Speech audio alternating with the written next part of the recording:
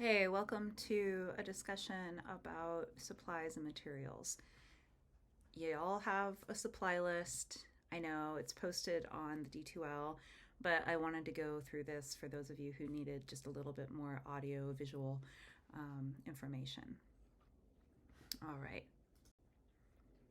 So with supplies typically will refer to things that are consumable, things that, like film, you're going to be using a lot of, but, some of you may use maybe the minimum amount of rolls of film and others will go through it like it's nothing. So it kind of depends on your, um, the volume that you print and the volume that you shoot. So that's going to be something that you have a little bit of control over.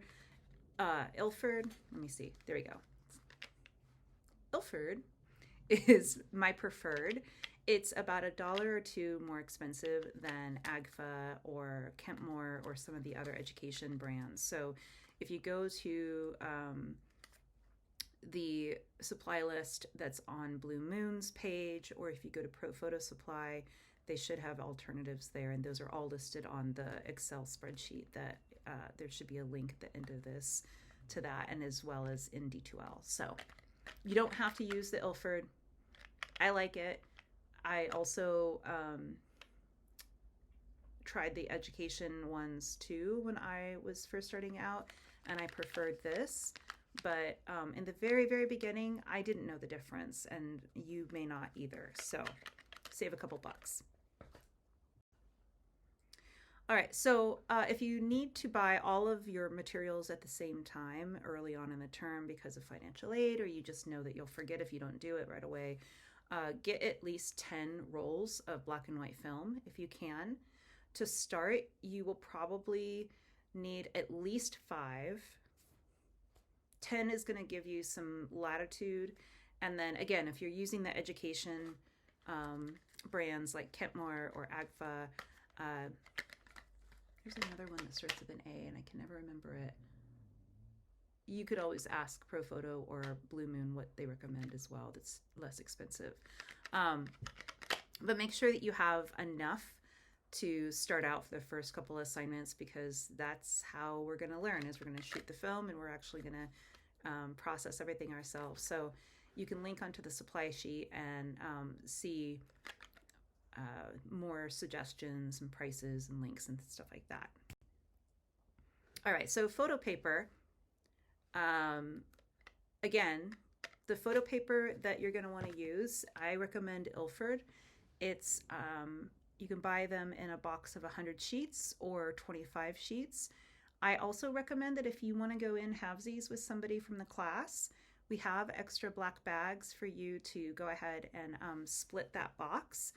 So you can each have 50, and that might be cheaper. If you buy them in bulk, if you buy them in a box of 100, they're a lot cheaper than if you buy 4 boxes of 25 sheets each. So see if that works out for you. Feel free to share with another person that you can trust, or whether or not you can trust them, it doesn't matter if you're splitting the box half and half. It must be black and white printing paper, not for printers, for the darkroom. Make sure it's the right kind. Make sure that it is RC paper, resin coated. It is not fiber-based paper. And make sure that it's either multi or variable contrast, and that the surface texture is either a satin, a luster, or a pearl. What that is those two things, multi or variable contrast, mean that you have a nice range of contrast that you can print with. It's not specified to be one contrast or another. We'll get into why that's important later. And then as far as the luster or the surface, satin, luster, or pearl are names that different brands will use to describe kind of a medium gloss, that it's not actually glossy, it's not matte.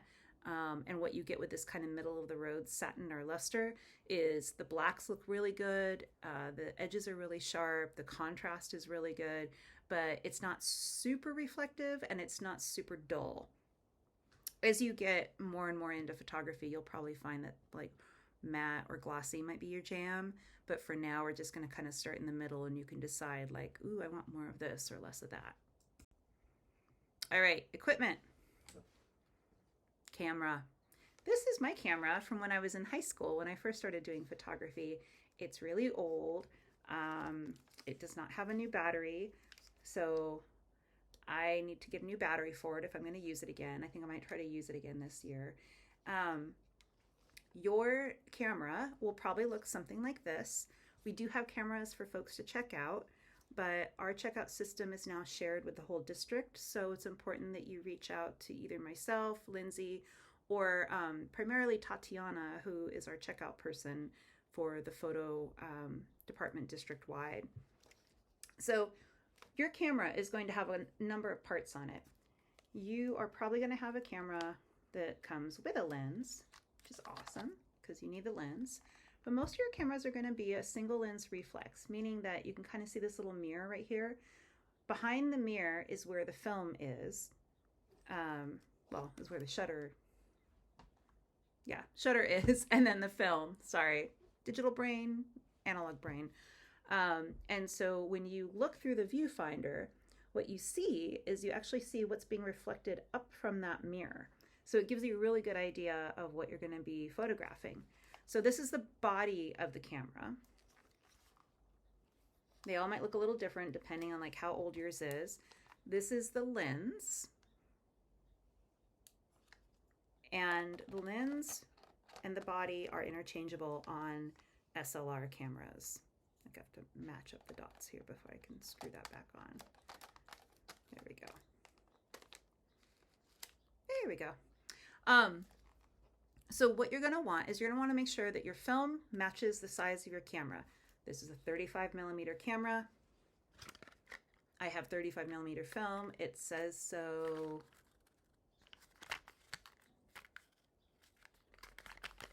on the box, on a couple of the sides of the box. That film will work in this camera. If I have a medium format camera, I need to get medium format film. That's a totally different thing. If you have questions and you're going to go to the camera shop in person, or you want to talk to them on the phone or email them, make sure they understand what kind of camera you have. And that will be, you know, honestly, when I first started out, I was like, this is my camera, I need film. And they're like, oh, 35mm, this is the film that will fit your camera. So this is the kind of camera you need. You need to make sure that you can set the aperture and the shutter speed. So you can set your shutter, sorry, it's kind of like backwards here, and then your aperture. So these two things need to be manual. So on some cameras that we're used to, digital cameras, it has an M setting. On SLR cameras, you just need to see that there's a dial for the shutter and that you can change the aperture on the lens. Sorry, I keep going out of frame here. If you're not sure, again, ask your local photo place and they should be able to help you out with that. Or send me a shot from your cell phone and say like, is this what you're talking about? And that works too. The other thing is that just bring it to class. That works as well. For your labs, you're going to need something to take notes with. You're going to want to take notes in the lab as well as in class and write down ideas. We have writing exercises. I don't care what your notebook looks like. I personally love the Moleskines because I am a little obsessive about keeping them and dating them, and that's a whole other thing that you don't need to know about me. But it's really, really nice to be able to keep a record of everything. So anything that will fit your note-taking personality and will encourage you to take notes down while you're in the dark room, awesome. If it's a separate book for taking notes in class, awesome. Whatever works for you, you're going to need that. You're also going to need a personal towel or a rag that you'll just write your name on. It doesn't have to be fancy. It will get dirty and gross, but you want your own so that you don't always have to use everybody else's. We try to provide some clean ones for you every term, but that is something that, you know, is kind of, I think it's a necessity because the other towels are gross. So we as a class have towels that we use. Having your own, though, is really nice because you know where it's been, and that counts a lot. Um, Writing tools. A soft lead pencil or a ballpoint pen will do well. If you write on it before you put it in the chemistry, you can write some of your specific print notes on the back of your prints. A fine point black and silver Sharpie would be important to have because you can write on pretty much anything else that you should be writing on, like your negative sleeves, canisters for film, um, labels. I don't know. But yeah, a couple Sharpies, one black, one silver. That would be great to have. For storage and preservation, having anti-static cloth, it's just, do I have one here? No. It's just this orange piece of cloth that will negatively charge the plastic on your negatives so that they don't suck up like a bunch of lint, which leads to you having to do like a bunch of work after you've done the print. So spotting and stuff is something that I don't know. I just don't like having to do it. I kind of hate it. So I try to keep my negatives really clean. A 3-ring negative storage binder. This is actually like a really cool thing. It's a binder about this tall. You'll see pictures of it when you go to the links that I think you can press on the presentation. It's a 3-ring binder, so you can put all your handouts and papers and negative sleeves in there, but it closes actually so that it prevents anything from getting, messy or lint from getting in there. And it's really nice if you've got like little tools and just kind of loose things. You can put it in there as well, and it keeps it all nice and compact for you. Negative sleeves, those have to match your film, which matches your camera. The negative sleeves, whatever fits into that particular 3-ring binder works. And if you have any questions, I'll have examples in class, and you'll see examples online too. The other things that you might want to have, they're not necessary, but they're nice. A personal waterproof apron. If you want to get sassy and go get something fun, I highly recommend it. You can get something just like really simple, like a barbecue apron or whatever, but waterproof is better just because it kind of keeps things from soaking through. But depending on how you dress for school, Darkroom may be one of those classes where you'll want aprons so that you don't get chemistry on your stuff. The chemistry does stain. The fix stains yellow. Everything kind of stains yellow and gross. Like, honestly, like it's kind of like this color, which is lovely on a pair of glasses, but not on your shirt. So either wear all black, just go goth, get right down into the whole darkroom goth photography thing, or bring an apron, or both, whatever. You might want to do that. Personal towel, rag, we already talked about that. Nitrile or chemical resistant gloves. We actually have some extras around here. If you want to buy your own box, awesome, more power to you. If you don't want to use gloves, totally fine as well. We'll talk a little bit more about that. And then an N95 mask. So our ventilation in our darkroom, fortunately, is actually pretty good as long as we keep the hallway door shut. You will be working closely with other folks, though, in that space. We also get really close to each other when we look over each other's shoulders to look at negatives and things like that and have critique. So if that's concerning of you, if that's a concern of yours, that would be something to consider just bringing, and pop that puppy on whenever you feel like you need to use it. I have a policy in my class that nobody gets dinged for staying home sick. I don't take roll. I look at the work that you're doing, and if you're missing a lot of classes, obviously you're going to have a hard time turning in really successful work. So I don't want to get sick. I don't want anybody else to get sick. And so if you're not feeling great, I'd rather you stay home. If you are not sure and you want to wear a mask, great. I appreciate that. I'm sure everybody else would too. If you're just trying to be cautious or still feeling really uncomfortable about being in person, or you've got somebody who is, medically fragile, or you need to be super considerate of at home, feel free to wear your mask. For those of you who maybe are asthmatic or have, lung sensitivities, some of the chemistry can be a little harsh. My recommendation is to just be aware of like how much you're leaning over the trays, which kind of happens sometimes without anybody intending it to. You just get really into your print. If you're having kind of a sore throat feeling afterwards, you might want to wear a mask and see if that helps. But you don't necessarily need to. Like I said, our ventilation is really good in that room. However, everybody's sensitivity levels are different, and I just want y'all to know that like there's some stuff you can do to mitigate any discomfort you might have or worries you might have. Recommended but not necessary. If you have your own pair of scissors, that's going to be super helpful. Put your name on them. They will disappear. I might be the one that took them. I'm really bad about it.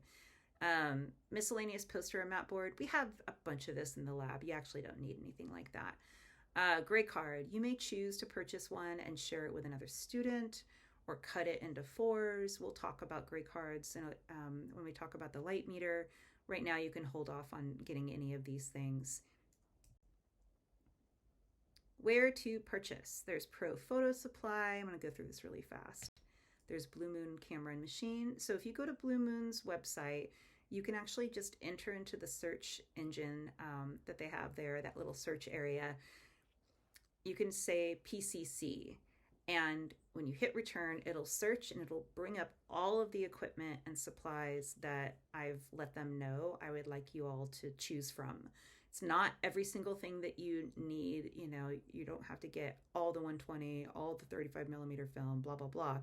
These are just approved options for you. So choose what you need to. Even better yet, go into the store and talk to them directly. Bring your camera, bring your questions. They have a great used department, and I want to support them because they are freaking awesome. If you have anything broken, you absolutely can take it there. Jake is the owner. All the employees are wonderful, and you don't get any kind of snobbery from them at all. So they're really great to go with whatever question you have. The other place that you can get things, although hours are always hard to keep track of, as well as stock, but they're right there. So if you want to go to the bookstore and see if there's more film or paper for you, make sure that you stop there too, because the more we support them, the more they'll get stuff for our students. And these are all the links and everything, so you can look at that. Everything's also in D2L, and I'll see you in the dark room.